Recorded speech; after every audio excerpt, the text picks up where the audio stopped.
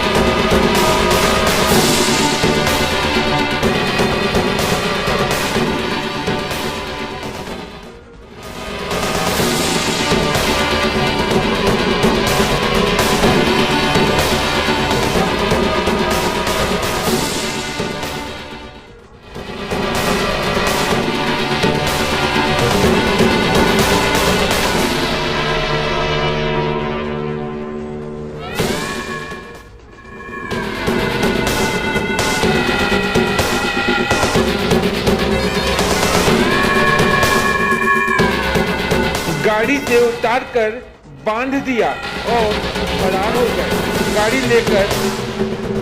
इस घटना में पुनीत के साथ उसका ड्राइवर दीपेंद्र और कानपुर से आए कुछ लुटेरे भी शामिल थे। तफ्तीश में लगी पुलिस को सूचना मिली थी कि सफेद चोरी की बोलेरो आ रही है। उसके साथ एक मोटरसाइकिल पर एक व्यक्ति भी चल रहा है। उनको रोककर चेक करने पर की तलाशी लेने पर उनके पास से एक तमंचा व जिंदा कारतूस बरामद हुआ और पुलिस ने उन्हें अरेस्ट कर लिया। इस बोलेरो चोरी के मास्टरमाइंड विनीत तिवारी अब जेल की सलाखों में हैं। कहते हैं ना, जरूरत गुनाह के रास्ते पर भी लाकर खड़ा कर देता है। इसलिए कहा गया है कि जितनी चादर उतने ही पैर फैलाना चाहिए। ब्यूरो रिपोर्ट दीपक मिश्रा, मिर्जापुर।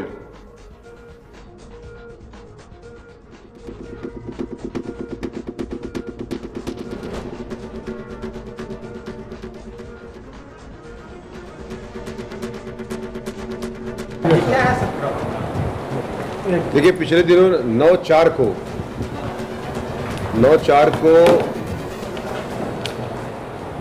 बाबतपुर हवाई अड्डे से इन्होंने एक बोलेरो बुक कराया था और उसके बाद ये लोग ला करके यहाँ लेके चले गए थे।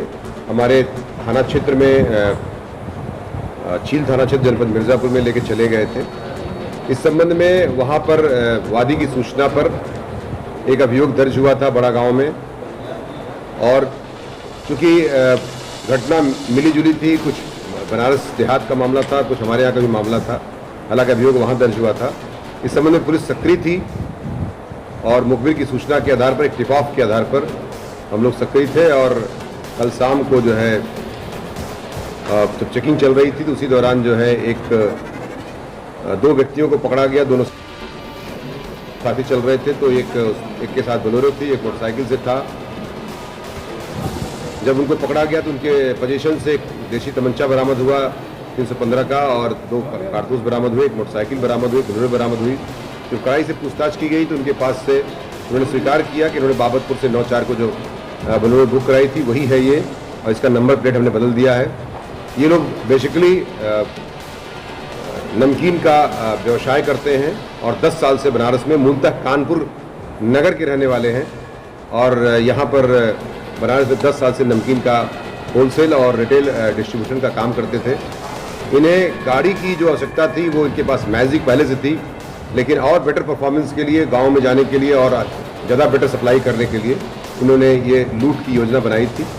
तदनुसार ये हम लोगों को द्वारा इनको पकड़ा गया है और इनके एक अभियोग दर्ज किया गया है 420 IPC का, 325 आर्म्स एक्ट का और 382 का, और उस पर हम इनको जेल भेजने की कार्रवाई कर रहे हैं। कितने लोग शामिल थे घटना में अभी तक की जो पूछताछ हुई है उसके आधार पर 4 से 5 लोग शामिल थे।